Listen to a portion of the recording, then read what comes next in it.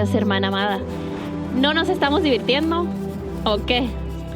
Por favor, vamos en nuestras Biblias a Santiago capítulo 1. Es un tal gozo y tan refrescante poder reunirme con todas ustedes, todas juntas, alrededor de la palabra de Dios para escuchar a nuestro Padre generoso hablarnos personalmente a cada uno de nosotros. A veces se nos olvida qué es esta palabra, pero esta palabra es la palabra personal de Dios hablada a nosotros, y qué privilegio es sentarnos alrededor de este discurso de Dios para cada uno de nosotros. Y en la carta de Santiago Dios nos da instrucciones claras de la mentalidad distintiva que los creyentes en Cristo deben de abrazar para poder mantenernos firmes en pruebas. Esta carta nos llama a perseverar. Esta carta nos llama a continuar creciendo en la fe. Y si ha habido un tiempo en el cual tú y yo necesitamos el ánimo de Dios para continuar avanzando en la fe, es hoy. La iglesia alrededor del mundo está ante una necesidad desesperada del ánimo de Dios que tiene que darnos a través de esta carta. Nos estamos cansando de la hipocresía más grande expuesta en estos días de nuestros líderes más reconocidos. Vemos familias y congregaciones y denominaciones completas siendo divididas por debates de cómo la Biblia define la justicia social, o si uno usar mascarillas. Estamos aún enfrentando las dificultades de que muchos cristianos han permitido que en sus vidas se han corrompido ante políticas partisanas, de partidos políticos, y hemos visto esta corrupción dentro de los que se han llamado cristianos, y cuando venimos aquí miramos y nos sentimos desanimadas y vemos menos personas, mucho menos, vemos en este salón mucho menos de lo que generalmente estamos acostumbrados. Estamos preocupados de que la iglesia local no se va a ver igual que antes, y estamos cansados, estamos agotados por las pruebas. Esta pandemia la muestra de nuestros miembros de familia: dificultad financiera, falta de trabajo, soledad, desorientación en todo este tiempo de pandemia, ansiedad. Hermanas, en medio de todo esto, de toda esta adversidad que se ha juntado, una pregunta ardiente ha venido ante nuestra atención. ¿Lo vamos a lograr? ¿Es la iglesia del Señor Jesucristo va a sobrevivir esto? Y si eso va a ocurrir, ¿cómo lo vamos a lograr? ¿Saben? Algunos de mis amigos en medio de toda esta dificultad han tirado la toalla. Se han dado por vencidos. Tengo buenos amigos, amados amigos, que se han cansado de sus iglesias locales, y algunos que aún han renunciado al cristianismo ortodoxo histórico. ¿Qué tal tú? ¿Cómo lo vas a hacer tú? ¿Cómo lo vas a lograr? ¿Cómo vas a lograr soportar la prueba de toda esta dificultad?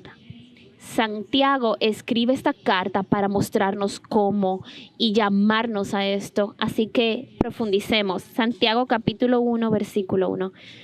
Santiago, siervo de Dios y del Señor Jesucristo, a las 12 tribus que están en la dispersión, saludos.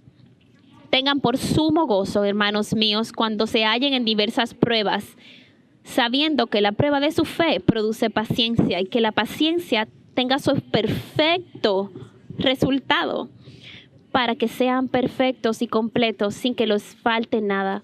Y si a alguno de ustedes les falta sabiduría, que se la pida a Dios, quien da a todos abundantemente y sin reproche, y le será dada. Pero que pida con fe sin dudar, porque el que duda es semejante a la ola del mar, impulsada por el viento y echada por una parte a otra.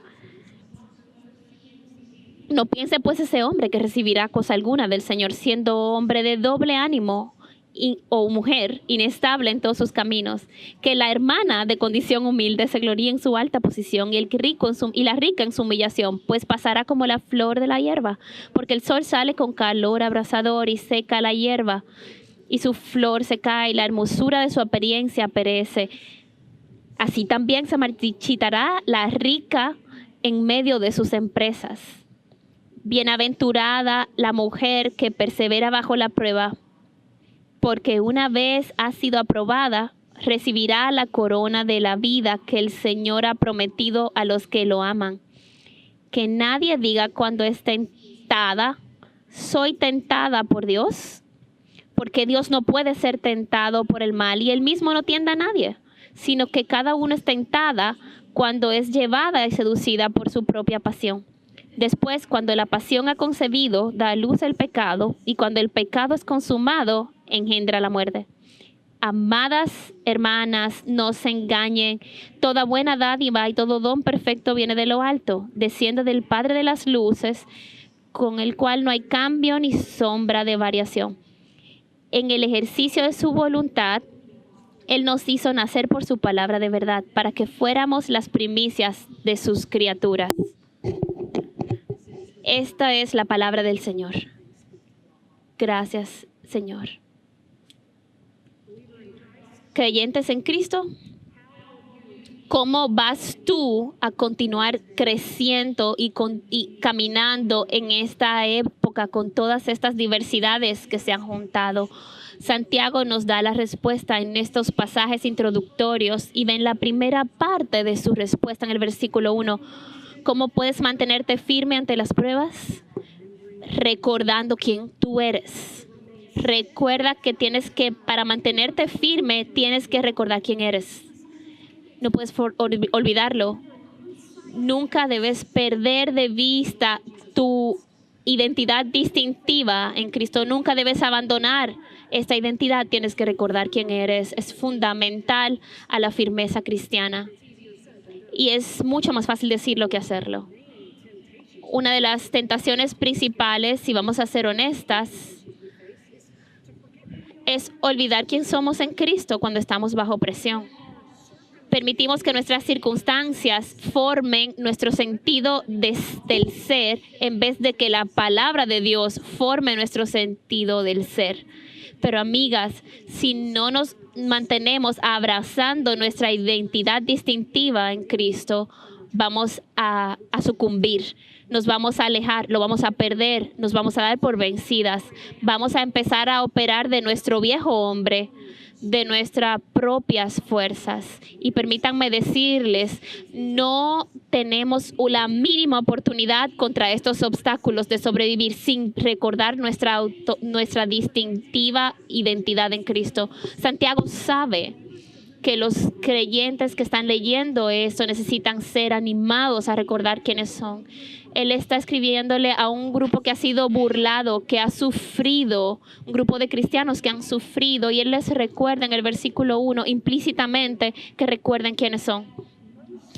Ahora, la mayor parte de la carta de Santiago, cuando Santiago nos instruye, lo hace tan explícitamente por mandatos directos. El libro de Santiago está lleno de imperativos directos, pero aquí en el versículo 1, antes de que él llegue al primer mandato, que lo hace en el versículo 2, en el versículo 1 vemos un principio implícito importante por el mismo ejemplo de Santiago. Miren cómo Santiago se introduce. ¿Qué dice? Santiago, siervo de Dios y del Señor Jesucristo. Eso parece simple, no mucho que comentar. No, mal. Muy probablemente la persona que está escribiendo esto es el apóstol Santiago, el pastor principal en Jerusalén, del que Lucas habla en Hechos 15, que presidió el concilio de Jerusalén. Es una persona importante. Y si su pedigrí no se puede volver más impresionante, el apóstol Santiago es también relacionado a alguien bastante importante para el Nuevo Testamento. ¿Sabes quién? Jesús. Señoras, escuchen, cuando yo hago preguntas retórica, sabe que la respuesta siempre es Jesús. Probablemente era el medio hermano de Jesús. Es este Santiago. ¿Y cómo se presenta a sí mismo? Santiago, un serviente, un siervo del Señor Jesucristo. Fíjense lo que él no dice. Él no dice pastor principal del movimiento de avivamiento en Jerusalén. No dice Santiago, gran predicador en favor del pobre. Santiago, distinguido medio hermano del Señor Jesucristo. Él no se presenta como ninguna de estas. Él no presenta sus vínculos genéticos con el Señor Jesús. Porque él sabe que el mayor privilegio no es estar relacionados en sangre con el Señor Jesús, sino unido a Él en fe. Y ven aquí en el libro de Santiago que él da sus palabras introductorias, la evidencia de una vida transformada, la evidencia de una mentalidad distintiva que nosotros necesitamos para sobrevivir las pruebas en estos tiempos. La palabra para siervo aquí que Santiago usa es más como un esclavo. No es el sirviente que tenía libertad de ir y venir, que habían de esos en el primer siglo, sino es el tipo de esclavos o de siervos que habían sido comprados. Él sabe que él en última instancia pertenece a Dios y que en última instancia le pertenece a su hermano Jesucristo. Su pertenencia, su sentido de pertenencia mayor viene por su identidad. Está al centro de su identidad. ¿Cuál es el centro de tu identidad? ¿Cómo vamos nosotros a responder diferente al mundo si no nos abrazamos a este aspecto de nuestra identidad en Cristo, de que somos sirvientes, siervos? Miren cómo él identifica a sus lectores originales, a las 12 tribus que están en la dispersión. Muchos de los lectores originales eran literalmente, étnicamente judíos, probablemente genéticamente vinculados a las 12 tribus de Israel y habían sido erradicados de su Jerusalén literal, y en lugares de dispersión lejos de su tierra estaban enfrentando todo tipo de pruebas y sufrimientos profundos. Muchos eran pobres, muchos eran oprimidos. La mayoría de ellos habían sido marginalizados socialmente. De cierto, todos habían extrañado su casa y desorientados como estamos nosotros ahora. Están sufriendo. Así que Santiago, en su lenguaje, a la audiencia original, tiene una dimensión literal. Está refiriéndose mayormente a judíos literales que habían sido desplazados. Pero hay otra mención que Santiago hace, y él indica que todos sus lectores, ya sean judíos étnicos o gentiles étnicos, toda su audiencia que eran creyentes en Cristo, pertenecían al verdadero Israel, el Israel de Dios, como Pablo lo pone en el libro de Gálatas. Esto significa creyentes gentiles habían sido injertados a la viña para hacer a los creyentes judíos junto a ellos, y viendo el trasfondo judío y el trasfondo gentil, vinieron a ser una sola descendencia, las 12 tribus, una sola familia. ¿Y saben qué significa eso dentro de Cristo, hermanos? Y presuponemos ese lenguaje, pero entonces tenemos que recordar que esto implica que somos hijos de Dios, y eso quiere decir que somos la familia de Dios. Y estos miembros de las 12 tribus en la dispersión, sabemos nuevamente que eso tiene una dimensión literal, pero tiene una dimensión metafórica, donde él está evocando a estos temas teológicos profundos de la dispersión. Los creyentes en Cristo no estamos en casa todavía. Somos peregrinos en este mundo. Estamos de camino a la nueva Jerusalén para nuestra última ciudadanía. Entonces, ¿quiénes somos? Somos siervos, somos hermanos, somos peregrinos. Esta identidad, siervos, hermanos, peregrinos, es fundamental a la mentalidad que tú y yo tenemos que abrazar si vamos a soportar la prueba. Y es obviamente, y esto ha sido abrazado por Santiago, y lo vemos en el versículo 1. Y hermanas, esto es también el contexto histórico y relacional bajo el cual cada uno de nosotras tenemos que interpretar cada uno de los mandatos que Santiago pone en este libro. Para soportar las pruebas tienes que recordar quién eres. En el versículo 2, Santiago va a instrucciones específicas y directas.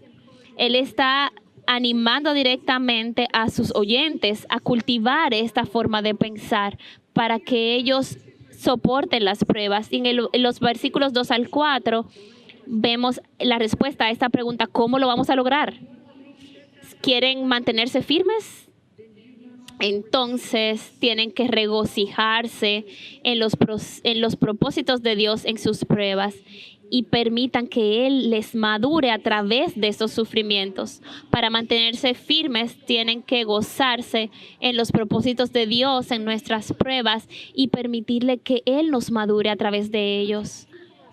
Tenemos que entregarnos a este proceso de maduración.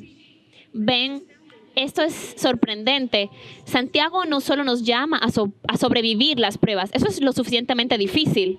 No nos llama solo a aguántalo y darle para allá, sino que nos llama a florecer. Y eso es maravilloso. Y es también en nuestra carne contraintuitivo, contraproducente. Muchos de nosotros estamos tan cansados y estamos tan pulverizados que empezamos a cuestionarnos si Dios realmente nos ha abandonado. Empezamos a preguntarnos si Dios completamente se ha olvidado de nosotros. Él está siendo negligente con nosotros. ¿Cómo podemos hacer sentido de este año pasado? ¿Cómo más podemos nosotros ver las diferentes pruebas una tras la otra, aplastándonos contra el polvo? Empezamos a asumir de que Dios no está por nosotros, que Él está contra nosotros. Y ese tipo de desánimo es el último golpe. Es realmente lo que nos aplasta cuando sentimos que Dios está tapándose los oídos a los clamores de nuestro corazón. Santiago conoce esto y él sabe que sus lectores originales van a ser tentados a pensar que Dios les ha abandonado y ellos se sienten desanimados. ¿Saben lo que dice Santiago? Dios no te ha abandonado. Él no está contra ti, Él está por ti. Tus pruebas, no importa qué tan difíciles, no son la evidencia de la ausencia de Dios.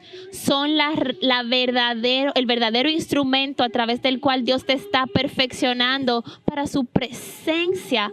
Eso es lo que Dios está haciendo con tus pruebas. Amigos, esta es la respuesta que necesitamos. Esta es la respuesta que nuestras iglesias locales necesitan y nuestro mundo necesita. Necesitamos esta respuesta para poder mantenernos firmes en tiempos como el nuestro. Vamos a mirar más de cerca en versículos de 2 al 4. Miren, hay dos mandamientos principales. Tengan por sumo gozo o como puro gozo, un gozo que no ha sido adulterado. Cuando se hallen en diversas pruebas. Más literalmente podríamos decir muchas pruebas de diferentes colores. Esperamos que en estas pruebas, cuando pensamos en esto, Santiago está hablando de las pruebas que vienen de manera externa y las internas, como son las tentaciones al pecado. Es un tópico mucho más amplio, las pruebas, que abraza ambos tipos de pruebas. Y ese es el primer mandato de Santiago. Consideren, cuando se encuentran en diversas pruebas, una oportunidad para el gozo. ¿Por qué? Porque las pruebas en sí mismas son gozosas. No, eso es gente loca hablando. Las pruebas, nadie va a decir que son buenas. Entonces, ¿por qué dice esto? Porque debemos considerar y tener gozo en medio de estas pruebas. Y Santiago está muy feliz de que le preguntas, porque eso es lo que dice en el versículo 6. Porque ustedes saben que la prueba de su fe produce paciencia. Dios está en algo aquí, está haciendo algo. Él está produciendo algo en ti, algo precioso, algo permanente, algo que vale la pena. Estas pruebas prueban la genuinidad de tu fe y fortalecen tu fe. Y ese es el primer mandato. Vamos al segundo en el versículo 4. que la paciencia tenga su perfecto resultado, para que sean perfectos y completos, sin que falte nada, cosa alguna. En otras palabras, dense al proceso ordenado por Dios de progresivamente perfeccionarles. Esta santificación progresiva. No nos gusta la agenda de Dios ni los tiempos de Dios, pero dice ríndase a esta agenda de Dios y que esto tenga su resultado perfecto para que llegue al resultado de hacerlas completas, perfectas, justas, singularmente justos. El Señor Jesús en sí mismo fue perfeccionado, como dice Hebreos, por lo que sufrió. Así aprendió obediencia. Ese fue el proceso de ser perfeccionado como mediador por su sufrimiento. Creyentes en Cristo, un día en la venida del Señor que viene, el Señor Jesucristo con gran gozo te va a presentar a ti delante de Dios el Padre perfecto, sin mancha. Y tú escucharás su bendición. Tu corazón se hinchará al escuchar la bendición de Dios. Bien hecho, buen siervo fiel. Esta es tu seguridad, este es tu futuro, esta es tu esperanza. Y por esto nosotros podemos y debemos gozarnos en los propósitos de Dios en nuestras pruebas con gozo incambiable, trascendente. ¿Saben qué significa esto? Significa que tu diagnóstico de cáncer no puede robar tu gozo. Tu esposo recalcitrante y tu adolescente desafiante no puede robar esto. Tu cuenta de banco que está vacía no puede robar tu gozo. Tu batalla contra el pecado no puede robar tu gozo. Esos cristianos quienes están activamente trayendo controversia en Twitter, ellos no pueden robar tu gozo. Joe Biden no puede robar tu gloria, tu gozo. Donald Trump no puede robar tu gozo.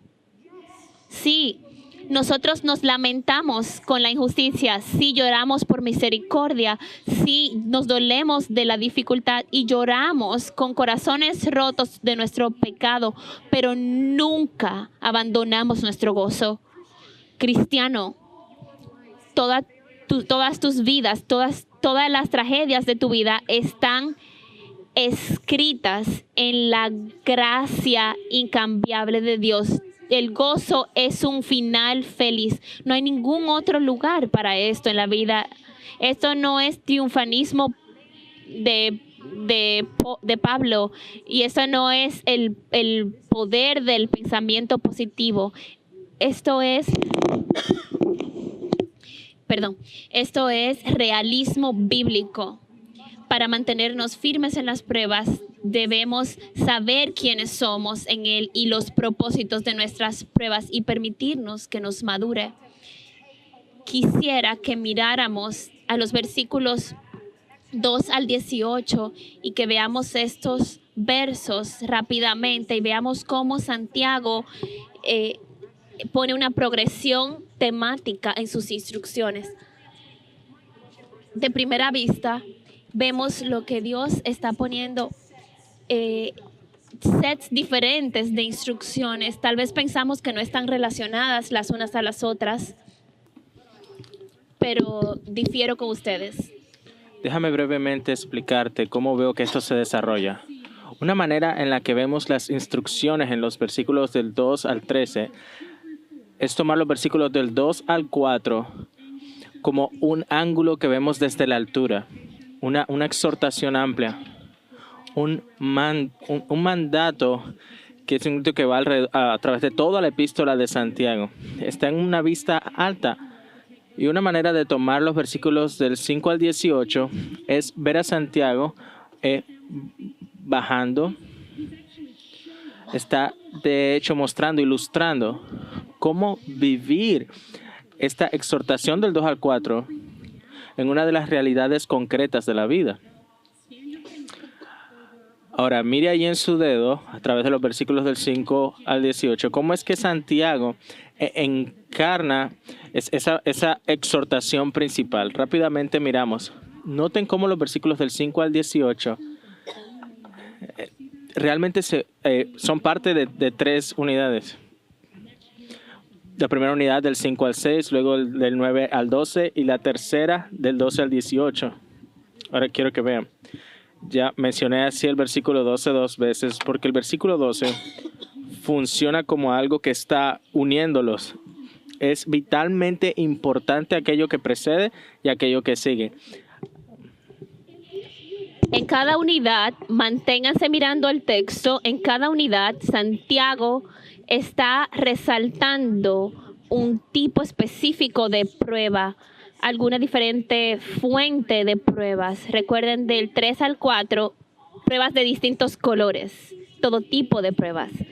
En estas tres unidades me parece que él está resaltando una fuente distinta de prueba y cómo se mira el ser firme y que esa fe produzca paciencia. Y como un pastor está ilustrando de manera más concreta cómo podemos vivir esta exhortación en los versículos 2 al 4. Y una de los tipos de pruebas, versículo 5, es la prueba de falta de sabiduría. En el versículo 9,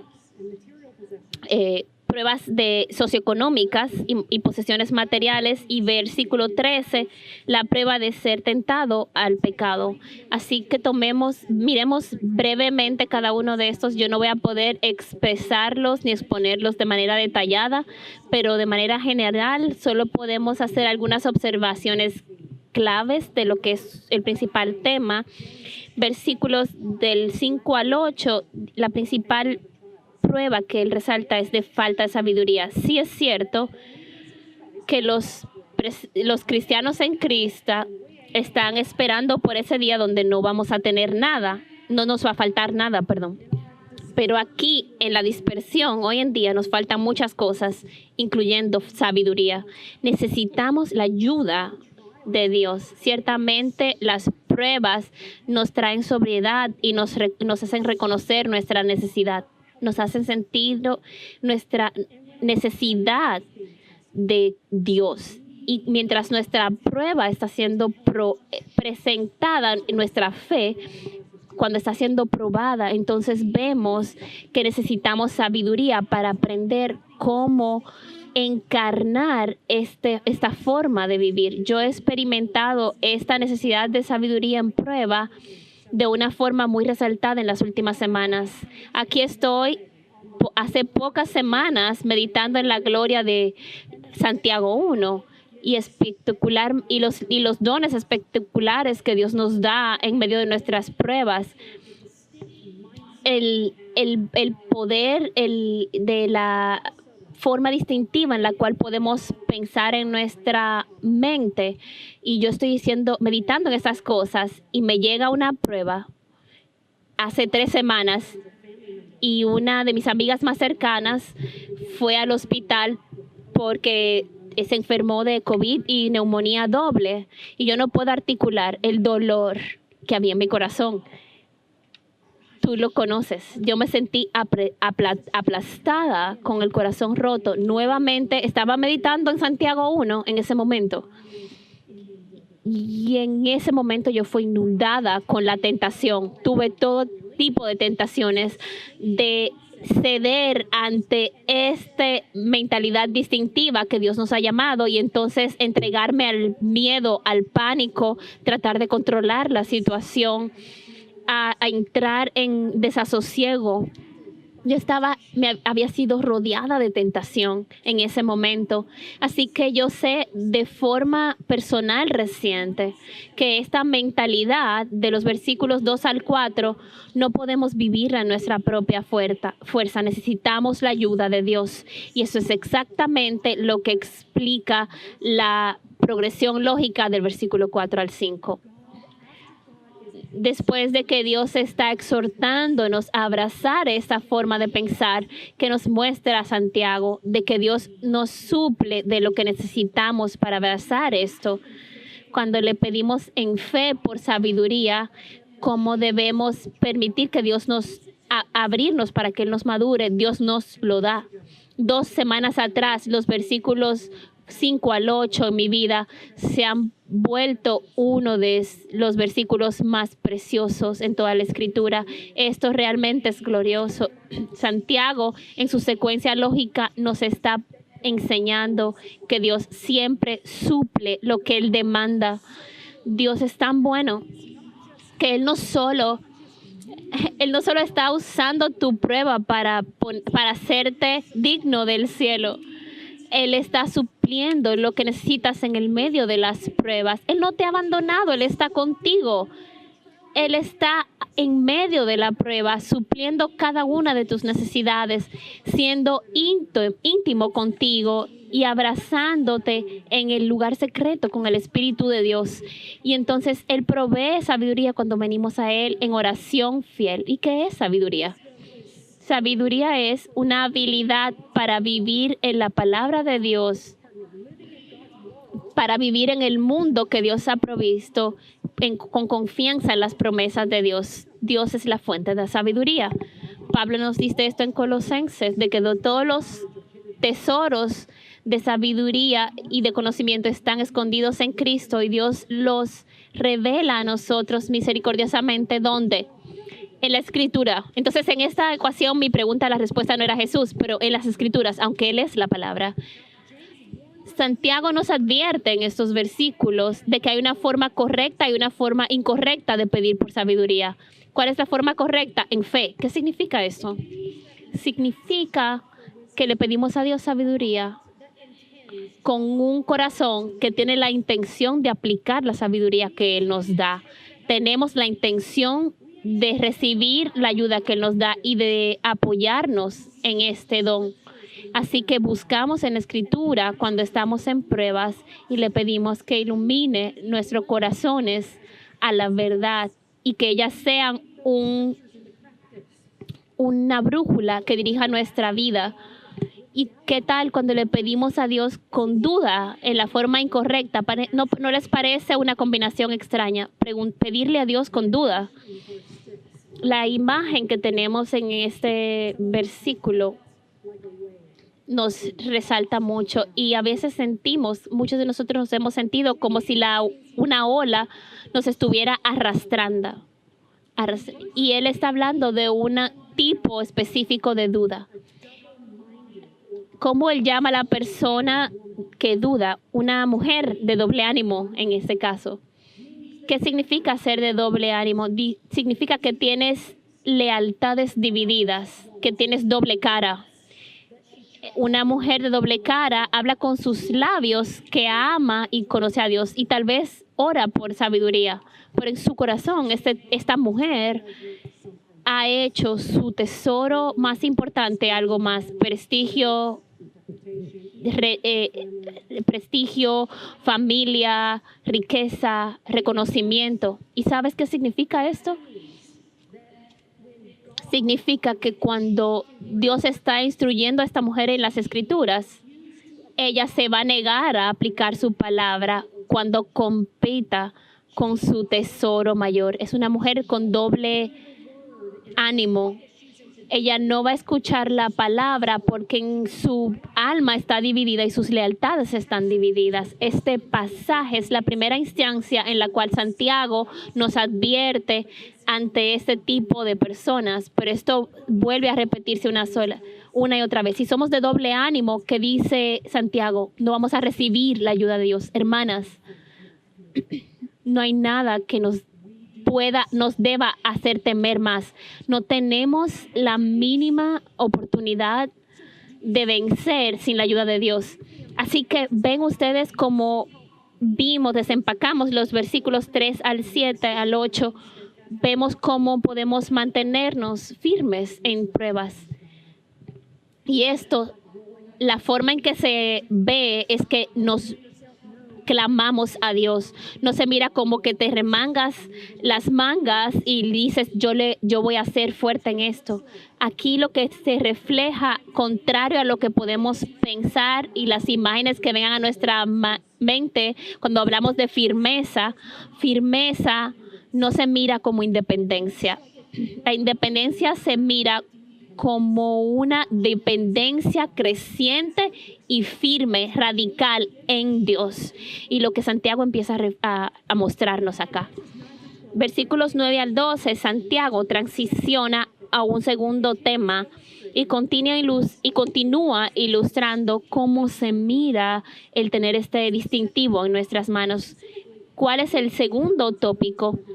Y la forma en la que Santiago aborda este tópico y independientemente cuál es tu estatus económico, Santiago no le da miedo a abordar los temas difíciles. Es como la persona que habla de política en la cena. ¿Está él tratando de ser controversial o de incomodarnos? Santiago nos conoce. Él conoce a Mary Wilson Hanna. Lo siento, Jeff. Santiago sabe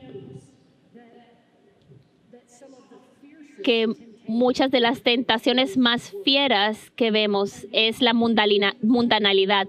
Y la mundanalidad no es solo el rico que lidia con ese problema y esa tentación.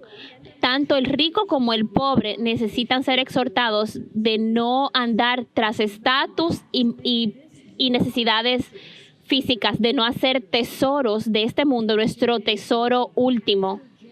El pastor Santiago sabe qué tanta tendencia tenemos a tener doble ánimo. Y la verdad es que algunos de los asuntos más divisivos en nuestras iglesias se relacionan a la parte socioeconómica. Permitimos que categorías mundanas nos definan y entonces empezamos a mirar y a despreciar personas que caen en diferentes lugares. La cultura de cancelación está también en nuestras iglesias, no solo en los medios sociales, sino en nuestros corazones. Gracias a Dios, Dios no nos permite como estamos. Dios no tiene favoritismos. Miren los versículos del 9 al 10. ¿Cuál es el don de una mentalidad que debemos abrazar? Este don está disponible tanto al pobre como al rico. Es un don que trasciende las peculiaridades de nuestras circunstancias y nos empodera a cada creyente a perseverar en la fe. Cada uno de nosotros puede experimentar que Dios nos da libertad para no tener que ser esclavos a este mundo y sus pensamientos y formas de pensar. ¿Qué significa? Si eres pobre, versículo 9, que no deberías verte principalmente por lo que te falta materialmente o socialmente, o por lo que quieres obtener de este mundo socialmente o materialmente. En lugar de esto, tienes que gloriarte en la exaltación de Cristo. Aquí Santiago está aludiendo a tu exaltación en Cristo. Yo sé esto porque más tarde en Santiago, él dice, ¿no ha escogido Dios a los pobres del mundo para ser ricos en fe y herederos del reino? El gran reverso, que dice para el creyente rico, no debe apoyarse en lo que tiene, sino que tiene que gloriarse en su humillación. ¿Qué significa esto? Su estatus de humildad delante de Cristo. Después de todo, ¿quién es su Cristo?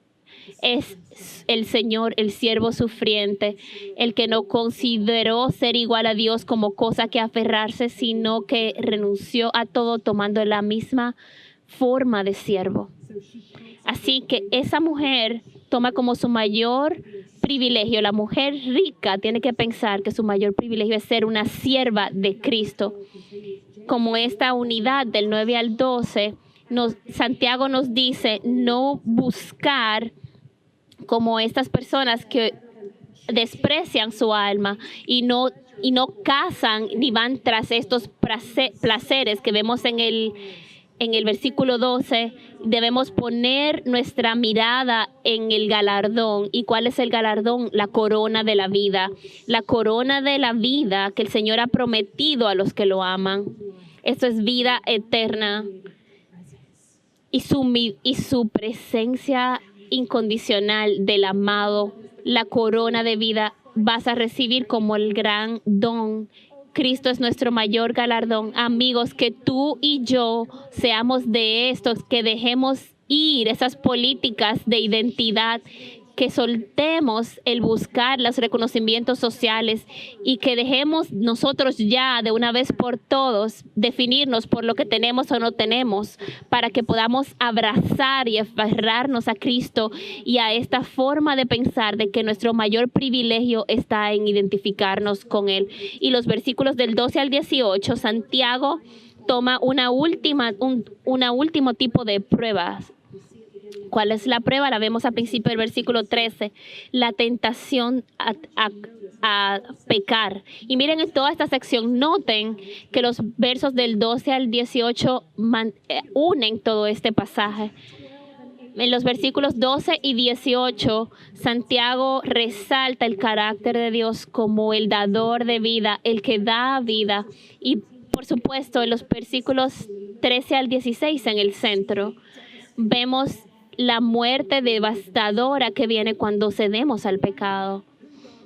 A luz de quien Dios es como el dador de vida, estaríamos locos si pensáramos que Dios quiere destruirnos. Nosotros estaríamos realmente locos si estuviéramos, cuando somos tentados, pensar que Dios está tratando de hacernos pecar. Tú pensarías que nosotros sabemos que es mejor, que podemos hacerlo mejor y no acusar a Dios, pero esa acusación de unos a otros viene desde Adán y Eva. No solo el culparnos unos a otros, sino culpar a Dios por nuestros problemas. Y el pueblo de Israel hizo lo mismo desde el jardín con Adán y Eva hasta el pueblo de Israel en el desierto. Y desde entonces hasta ahora nosotros, todos en esta habitación, este salón, podemos estar haciendo exactamente lo mismo. Esta mentalidad de víctima respecto a nuestro pecado, y eso es contrario a la mentalidad que tenemos que abrazar si vamos a estar firmes en las pruebas. Este pasaje hace esto claro. Dios nunca nos seduce o nos provoca a pecar. Sí, Cristo fue probado en el desierto por Satanás, pero en su corazón Él no fue seducido ni atrapado.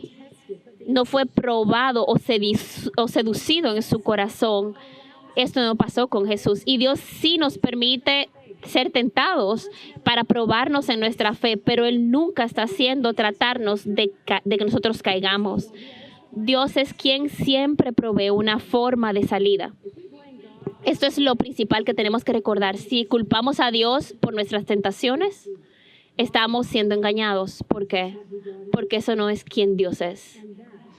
Y eso nos trae muy brevemente a nuestro tercer y último aspecto de la respuesta de Santiago a nuestra pregunta de cómo tú y yo vamos a poder continuar creciendo en la fe en medio de esas circunstancias. Vemos un tercer aspecto desde el 5 al 18, pero lo vemos más vívidamente en el versículo 19. ¿Saben lo que es esto? ¿Quieres mantenerte firme en la fe? Tienes que recordar quién eres. Y sí, tienes que gozarte en los propósitos de Dios en medio de tus pruebas y que Él te madure a través de ellos. Pero sobre todas estas cosas debes recordar quién Él es. ¿Y quién es Él? Él es aquel que da sabiduría generosamente sin reproche a cada uno. Él es el que no respeta a personas. No se limita a dejarnos de identificarnos con Cristo, sino que es el dador de toda dádiva y todo don perfecto, el Padre de las luces, en quien no hay sombra de variación. Él es inquebrantable ante el que duda. Él es nuestra estabilidad. Él es nuestro fundamento firme. Hermanas, maravillémonos de todo esto en medio de llamarte a mantenerte firme en la prueba. Santiago te dice: levanta tus ojos y mira la firmeza de nuestro Dios soberano. Santiago aterriza el avión en el versículo 18 recordándonos una de las evidencias más claras de la firmeza de Dios. En el ejercicio de su voluntad, Él nos hizo nacer por la palabra de verdad para que fuéramos las primicias de sus criaturas. de su propia voluntad. Creyente en Cristo, Dios te muestra, Él te escogió para el nuevo nacimiento, el nacimiento de la verdad en Cristo. El Evangelio es el instrumento que Él usa para regenerarte y darte vida en el Espíritu. ¿Y por qué? ¿Por qué Dios escogió darte nueva vida?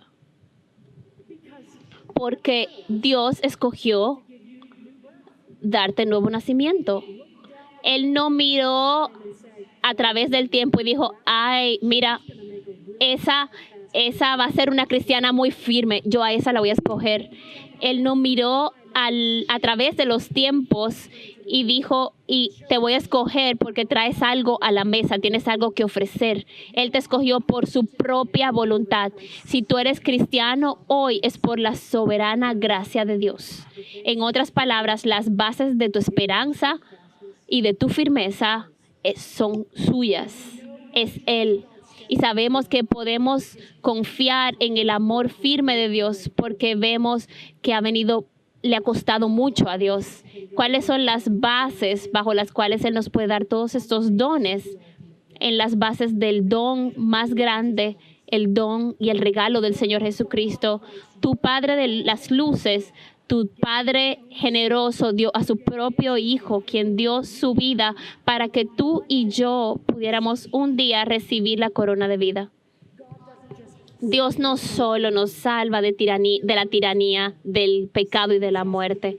Nos salvó para ser primicias. Ese lenguaje sacrificial estamos siendo hechos rectos en Él, y de regeneración a la santificación progresiva Dios nos traerá a casa y Él nos va a llenar con la corona de vida. Oh, ese día, hermanas, tu Padre Celestial es singularmente bueno. Él te ha llenado generosamente y te continuará llenando generosamente hasta que te lleve a casa. Él es el Padre de todo don perfecto y es descansando en Él que podemos soportar las pruebas. Puedes tener pruebas externas o internas. Estamos cansados, sí, pero Dios está usando cada una de tus pruebas para hacerte llegar al cielo. No abandones tu gozo, abraza tu gozo. Cuenta como sumo gozo, ten por sumo gozo cuando te halles en diversas pruebas, sabiendo que la prueba de tu fe produce paciencia y que la paciencia tenga su perfecto resultado, para que sean perfectos y completos sin que les falte cosa alguna. Padre, creemos. Ayúdanos en nuestra incredulidad, todo para la gloria de tu Hijo, en cuyo nombre oramos. Amén.